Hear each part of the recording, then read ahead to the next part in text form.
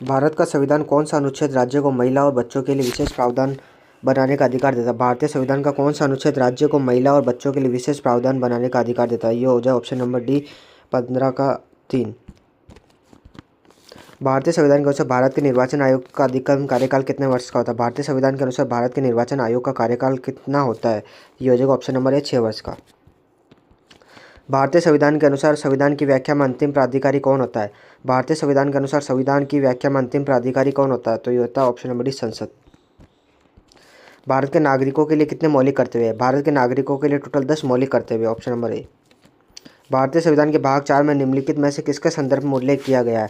भारतीय संविधान के भाग 4 में निम्न में से किसके संदर्भ में उल्लेख किया है? ये हो गया राज्य के नीति निर्देशक, ऑप्शन नंबर ए। भारतीय संविधान के अनुसार निम्नलिखित में से किसे मौलिक अधिकार नहीं माना जाता है? भारतीय संविधान के अंतर्गत किसे मौलिक अधिकार नहीं माना जाता? तो ऑप्शन नंबर डी समति समानता का अधिकार माना जाता है, निजता का अधिकार माना जाता है, शिक्षा का अधिकार माना, संपत्ति का अधिकार, मौलिक अधिकार नहीं माना जाता। Option number D. मौलिक कर्तव्य क्यों भारतीय संविधान किस भाग के अंतर्गत जोड़ा गया? मौलिक कर्तव्य क्यों भारतीय संविधान के किस भाग के अंतर्गत जोड़ा गया? तो ये हो गया भाग सी 4 ए, ऑप्शन नंबर सी। भारतीय संविधान के किस अनुच्छेद में भाषण और अभिव्यक्ति की स्वतंत्रता के अधिकार की गारंटी दी गई है? भारतीय संविधान के किस अनुच्छेद में भाषण और अभिव्यक्ति की स्वतंत्रता के अधिकार की गारंटी दी गई है? तो ये हो जाएगा ऑप्शन नंबर सी 19 का फर्स्ट ए। भारतीय संविधान के अनुसार राज्य विधानसभा द्वारा पारित विधेयक को राष्ट्रपति की सहमति के लिए कौन आरक्षित कर सकता है? भारतीय संविधान के अनुसार राज्य विधानसभा द्वारा पारित विधेयक को राष्ट्रपति की सहमति के लिए कौन आरक्षित कर सकता है? तो ये होगा ऑप्शन नंबर ए राज्यपाल। भारतीय संविधान में मौलिक कर्तव्यों किस वर्ष जोड़ा जाता है? भारतीय संविधान मौलिक कर्तव्य किस वर्ष जोड़ा गया? तो ये हो गया 1976, ऑप्शन नंबर बी। यदि अनुच्छेद 352 के अंतर्गत राष्ट्रीय आपातकाल लागू हो तो संसद विधानसभा का कार्यकाल एक बार में कितने समय तक बढ़ा सकते हैं? यदि अनुच्छेद 352 के अंतर्गत राष्ट्रीय आपातकाल लागू हो तो संसद विधानसभा का कार्यकाल एक वर्ष तक बढ़ा सकती है, ऑप्शन नंबर डी।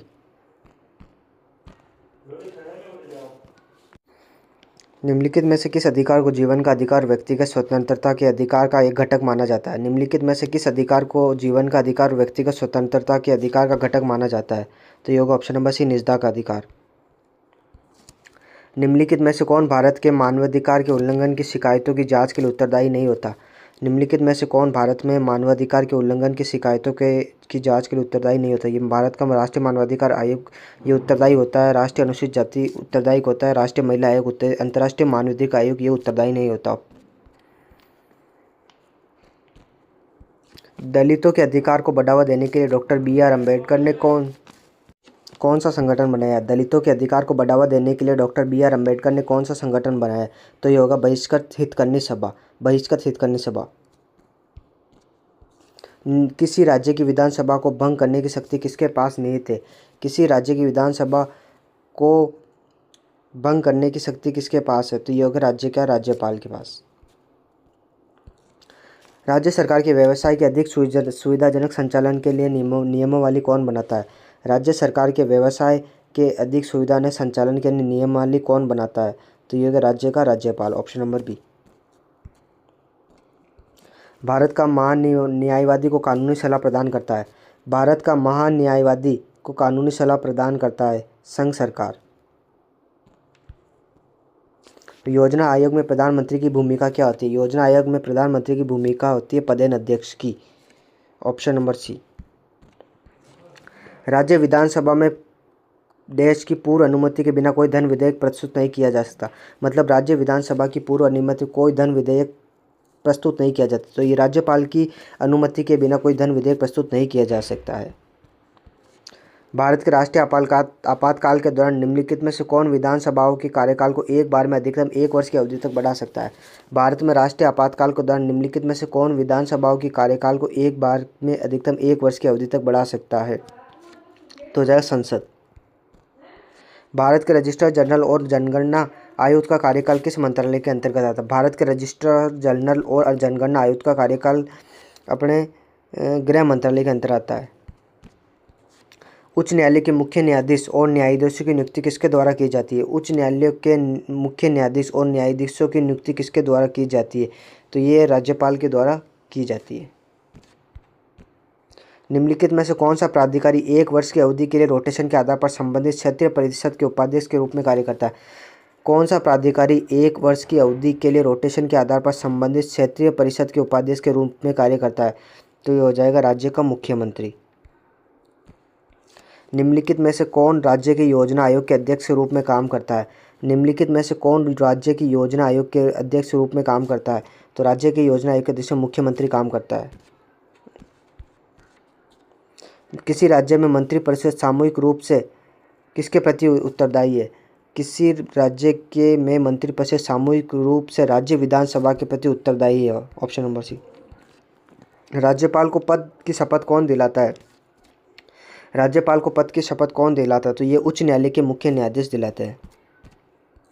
कि निम्नलिखित में से कौन चुनाव आयोग के परामर्श से राज्य विधानमंडल के सदस्यों के अयोग्यता के प्रश्न पर निर्णय लेता है? निम्नलिखित में से कौन चुनाव आयोग के परामर्श से राज्य विधानसभा के सदस्यों की अयोग्यता के पक्ष पर निर्णय लेता है? तो ये हो जाएगा राज्यपाल। निम्नलिखित में से कौन सा निकाय भारत के किसी भी राज्य का नाम बदलने के लिए प्राधिकृत है? निम्नलिखित में से कौन सा निकाय भारत के किसी भी राज्य का नाम बदलने के लिए प्राधिकृत है? तो यह संसद। निम्नलिखित में से कौन सा किसी भारतीय राज्य के मुख्यमंत्री का कार्य नहीं है? निम्नलिखित में से कौन सा किसी भारतीय राज्य के मुख्यमंत्री का कार्य नहीं है?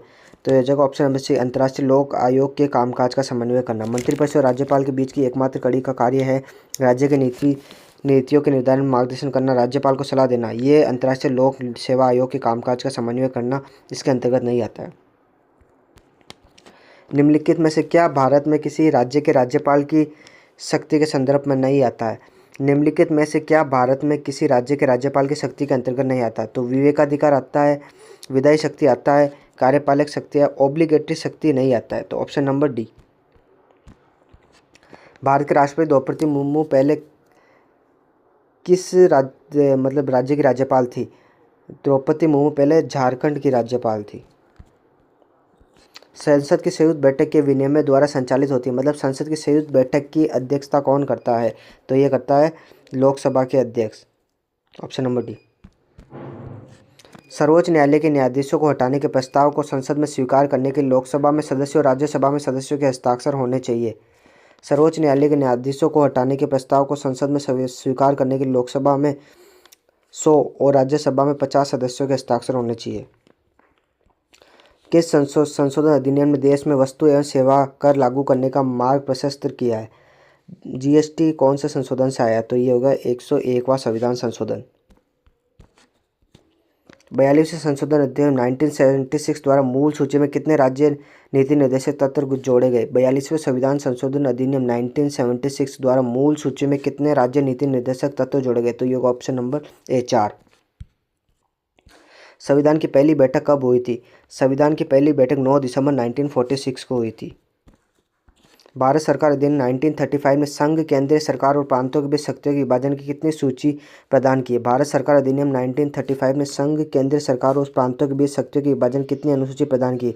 तो ये 3 अनुसूची प्राप्त की, संघ सूची, राज्य सूची और समवर्ती सूची।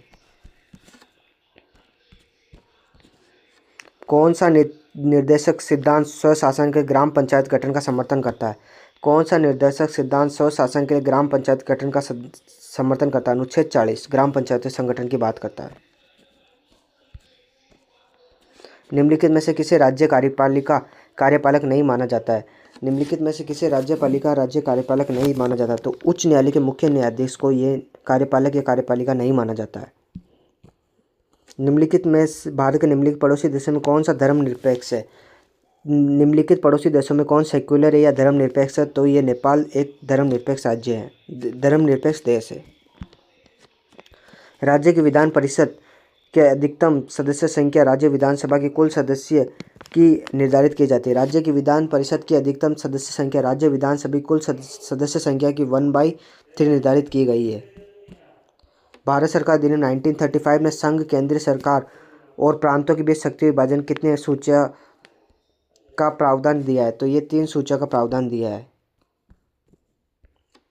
भारतीय संघीय ढांचे में किस सूची में वे विषय शामिल हैं जिन पर केंद्र और राज्य दोनों कानून बना सकते हैं? भारतीय संघीय ढांचे में किस सूची में वे विषय शामिल जिन पर केंद्र और राज्य दोनों कानून बना सकते हैं? तो ये हो गया संवर्धित सूची।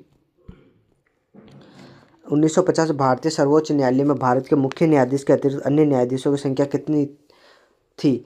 1950 में भारतीय सर्वोच्च न्यायालय में भारत के मुख्य न्यायाधीश के अतिरिक्त अन्य न्यायाधीशों की संख्या कितनी थी? तो ऑप्शन नंबर डी 7 थी।